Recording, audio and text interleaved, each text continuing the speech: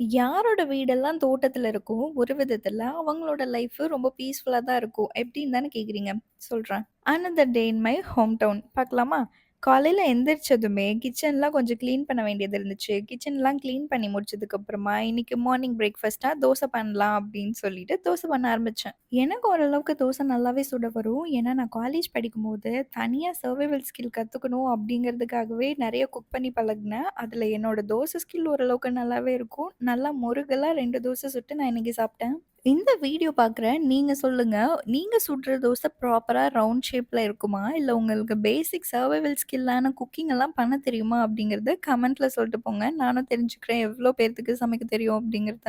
அப்படியே எங்க அம்மாவுக்கும் 2 தோசை சுட்டு குடுத்துட்டு, நானும் எங்க அம்மாவும் சாப்பிட்டதுக்கு அப்புறமா தோட்டத்துக்கு போலாம் அப்படின்னு பிளான் பண்ணிட்டு நாங்க 2 பேருமே போனோம். எங்க கூட டாமுமே வந்துச்சு. நான் சொன்னேன்ல எங்க போனாலும் கூடவே வருவான். இதெல்லாம் இருக்கட்டும். நான் ஸ்டார்ட்டிங்ல சொன்ன மாரி தோட்டத்துல வீடு இருந்தா என்னென்ன பெனிஃபிட் அப்படின்னு நான் சொல்லட்டுமா? மோஸ்ட்லி எந்த வெஜிடபிள்ஸா இருக்கட்டும், ஃப்ரூட்ஸா இருக்கட்டும், நீங்க கடையில வாங்கவே தேவையில்ல. ஏன்னா உங்க வீட்லயே நீங்களே உங்க தோட்டத்துல வச்சு வளர்த்துப்பீங்க. அதே மாதிரி தான் எங்க வீட்ல இதுவரைக்கும் நாங்க கடையில வாங்குனதே இல்ல அப்படிங்கிற மாதிரி சில காய்கறிகள்லாம் இருக்கு. மோஸ்ட்லி நாங்க தக்காளி, வெங்காயம், மிளகா, ட்ரம் ஸ்டிக்கு, கீரை, பாவக்கா, புடலங்கா, பீக்கங்கா இந்த மாரி வெஜிடபிள்ஸ்லாம் மோஸ்ட்லி நாங்க கடையில வாங்கவே மாட்டோம். அதனாலேயே மந்த்லி வெஜிடபிள்ஸ் வாங்குற பில்லே வந்து எங்களுக்கு கம்மியாயிரும். அது மட்டும் இல்லாம ஏர்லி மார்னிங் எந்திரிச்சதுமே அந்த டிராஃபிக் சவுண்ட் அப்படி இப்படின்னு எதுவுமே இல்லாம ஏர்லி மார்னிங் பீஸ்ஃபுல்லா நீங்க நிம்மதியா இந்த மாதிரி ஒரு குயில் சவுண்டோட எந்திரிப்பீங்க.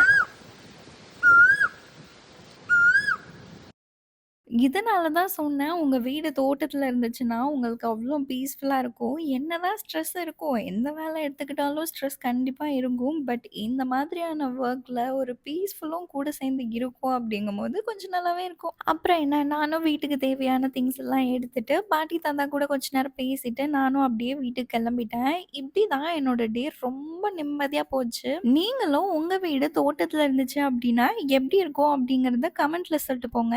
இன்னொரு வீடியோல பார்க்கலாம். Bye guys.